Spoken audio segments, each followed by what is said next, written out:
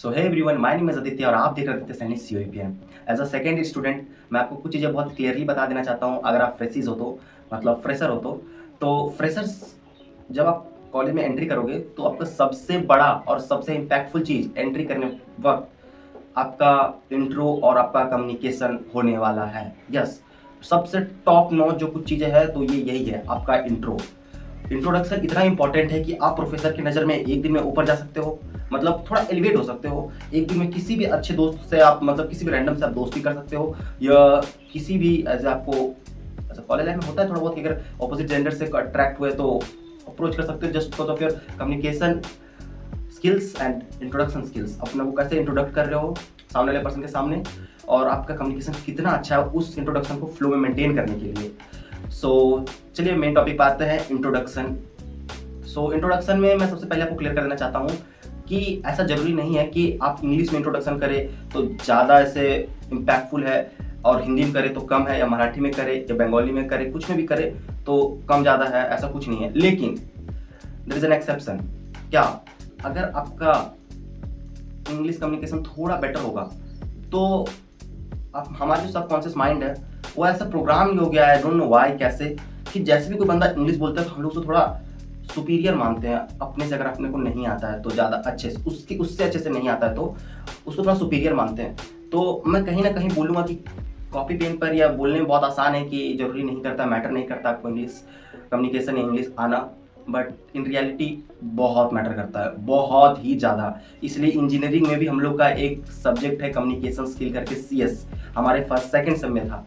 Proper English में ध्यान दिया जाता था, कैसे आपको इंग्लिश बोलना है, इंग्लिश कैसे सुनना है, कैसे कम्युनिकेट करना है, कैसे कैसे वर्ड्स को बोलना है, मतलब पूरा अच्छे से बताया जाता था। और ये हमें और भी आगे भी रहेगी ये सब्जेक्ट। इससे क्या समझ में आता है कि कंपनीज को इंग्लिश कम्युनिकेशन या इंग्लिश आने वाले मतलब जिसको इंग्लिश आती है अच्छे से, उनकी नीड है कंपनी को। और कंपनी तो दूर की बात है, 4 साल बाद आप बहुत ज़्यादा जज हो जाओगे। रियलिटी ये है, अगर आपको इंग्लिश नहीं आती है तो मेक श्योर आपके पास टाइम तो थोड़ा बहुत आप बेसिक्स क्लियर करके जाए। इंग्लिश कम्युनिकेशन थोड़ा बहुत आप बोल पाए, अगर कोई सामने से बोल रहा है तो 2-3 वर्ड आप इंग्लिश के बहुत ऐसे ऐसे रखे जो कंफ्यूज है वो भी, मतलब काइंड ऑफ आप इंग्लिश हिंदी मराठी को मिक्स करके बोलो, या फिर इंग्लिश हिंदी को मिक्स करके बोलो, तो ज़्यादा ऐसे लगता है कि हाँ इज़ अ वेल एडुकेटेड और उसको अच्छे से आता है। ठीक है, अब आगे मूव करते हैं अपने टॉपिक पर। फर्स्ट डे क्या होगा, आपको आपके क्लास में लेट नहीं जाना है।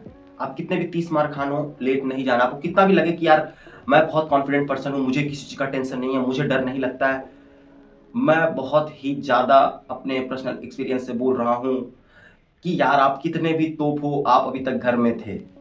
आप जब न्यू जगह पर जाओगे, 80 बच्चों के बीच में जाओगे, और अगर आप लेट गए और 80 का सर ऐसे घूम जाएगा आपके तरफ, उसी टाइम आपका कॉन्फिडेंस खत्म हो जाएगा। लिख के देता हूँ यार ये क्या हो गया, अचानक से 80 न्यू फेसेस, 80 लोग का सर एक साथ आपकी तरफ घुमा, आप लेट जाओगे तो ये हुआ। क्योंकि यार आपके तरफ मैं भी सोचता था यार बहुत कॉन्फिडेंस है, क्या चीज़ की कमी है, सब आता है।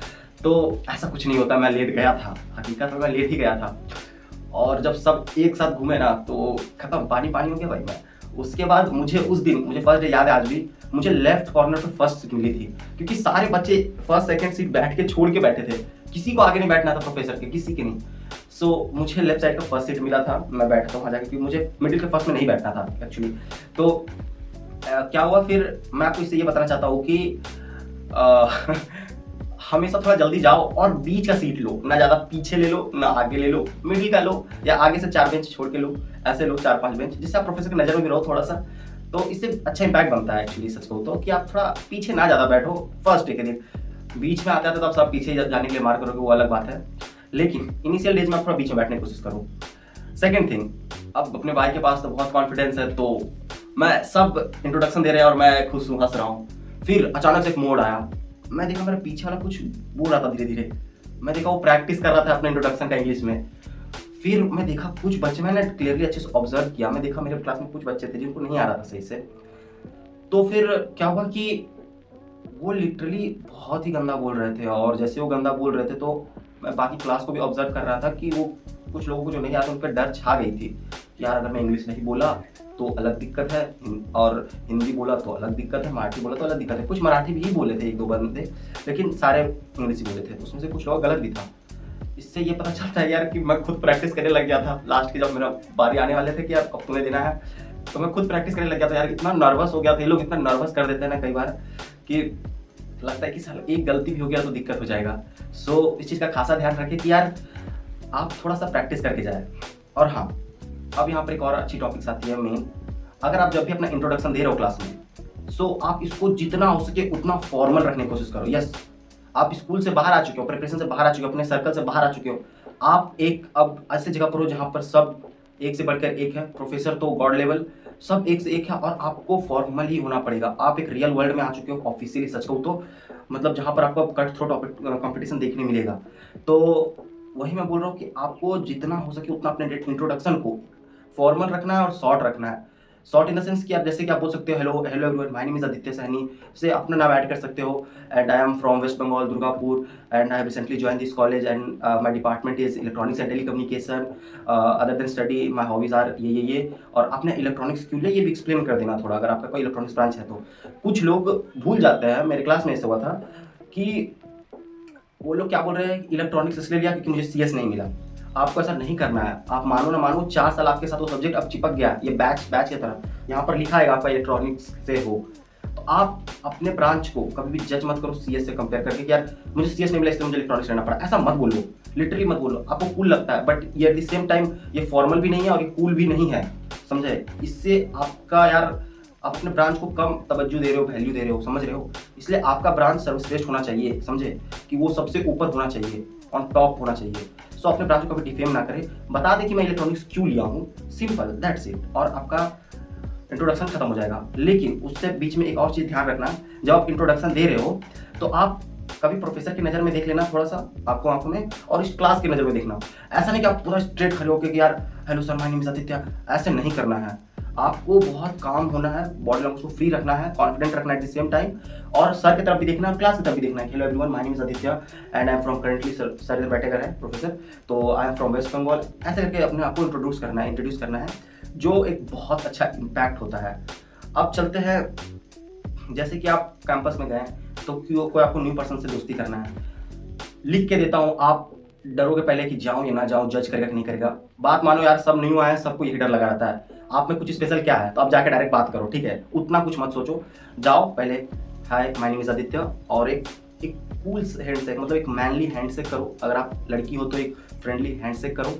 सो हैंडशेक जब करते हो तो सामने वाले व्यक्ति को मतलब इंस्टेंटली पता चल जाता है कि ये बंदा कितना कॉन्फिडेंट है, कितना नहीं है, और कितना इसमें पावर है इसके वर्ड्स में होने वाला है। वर्ड से पावर देखने के लिए आपको 3 सेकंड का टाइम देता है, यस, मिनिमम 3 सेकंड का। क्या उन 3 सेकंड में आपका बोलने का तरीका क्या है, आपको लोगों को समझने का तरीका क्या है, आपका हाथ मिलाने का तरीका क्या, आपका ड्रेसिंग सेंस क्या है, ये सब विद इन 3 to 5 सेकंड लोग जज कर लेते हैं। लड़कियां तो 3 सेकंड भी नहीं लगाती, देखी हट गई, खत्म, उसको पता है, उसके पास बहुत नमूने आ चुका ऑलरेडी। तो लड़कियां बिल्कुल समय नहीं लगाती, लेकिन लड़के 2-3 सेकंड देते हैं, ले भाई तू ट्राई कर, अगर तेरा मेरा भाई मैच हुआ तो चला सीधा भाई ये दोनों, लेकिन मैच नहीं हुआ तो प्रॉब्लम है। यहीं पर आता है आपका कम्युनिकेशन स्किल और आपका कॉन्फिडेंस लेवल और आपका ड्रेसिंग सेंस, ये तीनों चीज़ बहुत ज़्यादा जरूरी है।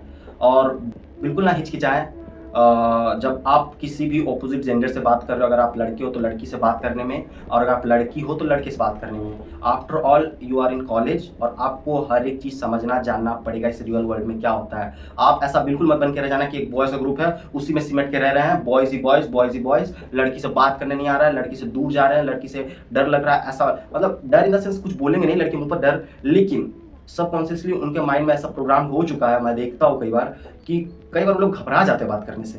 क्यों? वो लोग भी ह्यूमंस ही है, वो लोग कोई दूसरा स्पीसीज नहीं है यार, होमो सेपियंस ही है। सो डरो मत उनसे बात करने में। अगर आपको अच्छा लग रहा है कि आपसे दोस्ती करना है, इन फ्यूचर वो आपको हेल्प कर सकती है हर चीज़ों में, या लड़की हो तो हेल्प कर सकता है वो बाकी चीज़ों में, सो व्हाई नॉट। हेल्प अगर कर सकता है आपको, अगर ग्रो करने में मदद कर सकता है, आपको हैप्पीनेस दे रहा है, सो डायरेक्ट जाके इंट्रोड्यूस करो अपने आप को यार। यही होता है कॉलेज लाइफ में, आप जीना सीखते हो, लोगों को समझना सीखते हो, और एट द सेम टाइम आप आगे ग्रो करना सीखते हो। सो अब मैं वीडियो को ज़्यादा बढ़ाऊंगा नहीं, यहीं तक रखूँगा। यही मेरा आज का बात था कि सब लोग आज कॉलेज कुछ टाइम में जाने वाले हैं, तो इस चीज़ का खासा ध्यान रखें। So that's it for today, see you soon, जय हिंद।